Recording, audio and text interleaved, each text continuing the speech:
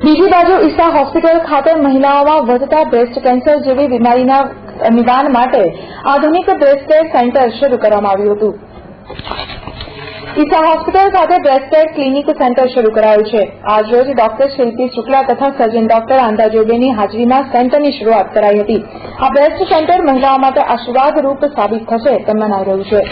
Breast કેન્સરના કોઈ preventive measures નથી હોતા, એટલે અર્લી સ્ક્રીનિંગ બહુ ઇમ્પોર્ટન્ટ છે બ્રેસ્ટ કેન્સર માટે, અને એ સ્ક્રીનિંગ કેમ્પ પણ અમે આજે કર્યો છે અને એ સ્ક્રીનિંગ પરથી અર્લી ડિટેક્શન થાય છે, જેનાથી બ્રેસ્ટ કેન્સર ટ્રીટમેન્ટ અને એનો સર્વાઇવલ રેટ વધી શકે છે। Basically, breast cancer is something that you cannot avoid.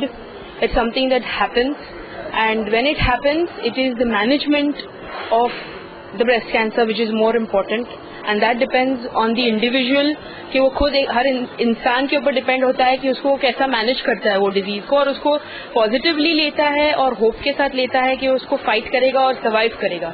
तो इसीलिए like they call breast cancer patient जो होते हैं उनको सर्वाइवर्स बोलते हैं और विक्टिम्स नहीं बोलते हैं।